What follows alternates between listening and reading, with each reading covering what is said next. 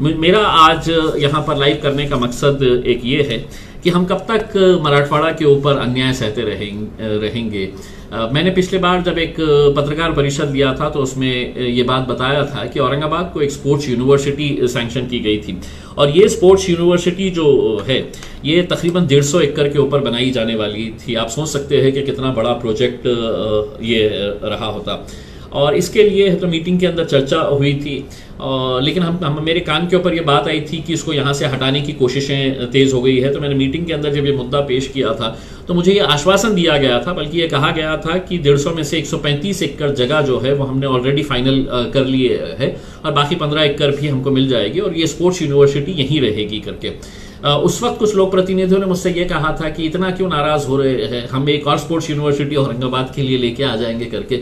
मैं उनको ये बताना चाह रहा हूँ कि स्पोर्ट्स यूनिवर्सिटी कोई कॉलेज नहीं होता है कि तुम भी खोल लो, हम भी खोल ले, इन्हों भी खोल लेते हैं, वो भी खोल लेते हैं करके। स्पोर्ट्स यूनिवर्सिटी किसी भी राज्य को सिर्फ एक ही मिलती है और वो हमको मिली थी। लेकिन बाद में ये पता चला, जो हमारा डर था वो सही साबित हुआ। ये यूनिवर्सिटी पूना को ट्रांसफर कर दी गई है।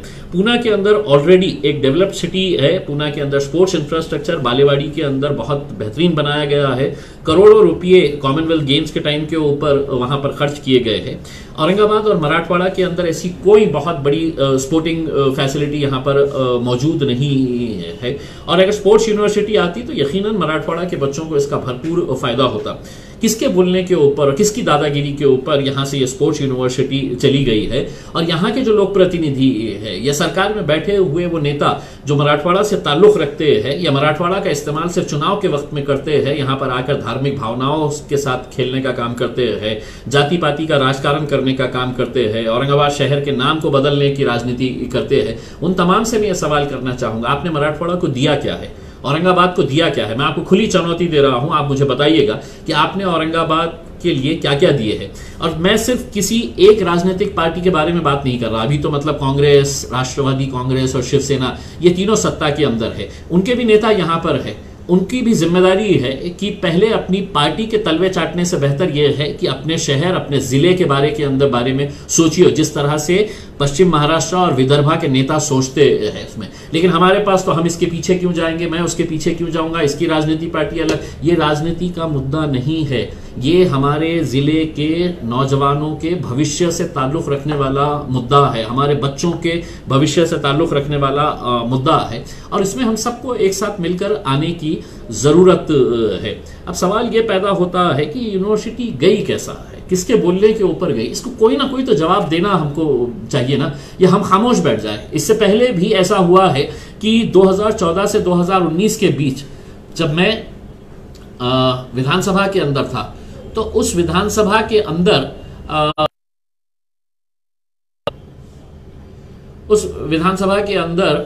हमको ये बताया गया था कि इंडियन इंस्टीट्यूट ऑफ मैनेजमेंट, जो कि एक जग प्रसिद्ध इंस्टीट्यूट है, वो औरंगाबाद को मिल रहा है और यहाँ के लोगों की मांग भी थी।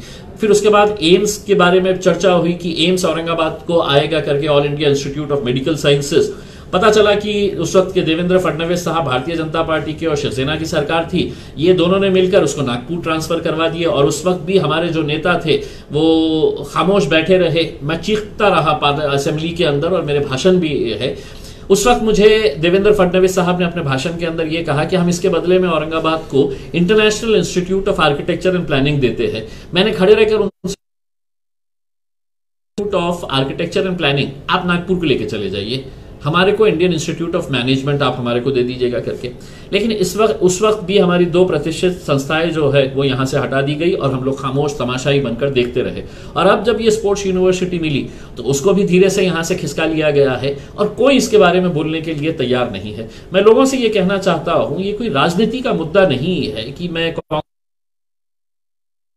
मैं इन तमाम लोगों के जितने भी कार्यकर्ता है उनको ये कहना चाहता हूं कि कभी ना कभी, कहीं ना कहीं हमको अपने इस क्षेत्र के बारे में सोचना पड़ेगा और वो सोचने के लिए हमको अगर इसी तरह का नाइंसाफी होते रही तो कहीं ना कहीं हमारा गुस्सा उन नेताओं के ऊपर दिखाना पड़ेगा कि जो हमारे साथ खिलवाड़ कर रहे हैं। अब हमने ये तय किया था कि हम ये आंदोलन हमारा जारी रखेंगे। इससे पहले हमने डिविजनल कमिश्नर ऑफिस के सामने धरना आंदोलन दिया और हमारे नाराजगी का इजहार हमने किया उसके बाद भारतीय जनता पार्टी भी सड़क के ऊपर उतर आई और उन्होंने भी ये मांग करी है, लेकिन इसका कोई हल नहीं निकला है। तो अब हमने ये तय किया है इस आंदोलन को और आगे बढ़ाएंगे। कल 15 अगस्त के दिन 9:05 के ऊपर विभागीय आयुक्त कार्यालय डिविजनल कमिश्नर ऑफिस के अंदर झंडा वंदन का कार्यक्रम है, और उस कार्यक्रम के बाद हमने ये तय किया है कि औरंगाबाद की जनता, तमाम जितने भी राजनीतिक पार्टी के लोग, जितने भी स्पोर्ट्स ऑर्गेनाइजेशंस है, ये सभी वहां पर आए और हम अपने गुस्से का इजहार, काले झंडे दिखाए वहां पे, और काले झंडे दिखाकर हम अपनी नाराजगी का इजहार करें।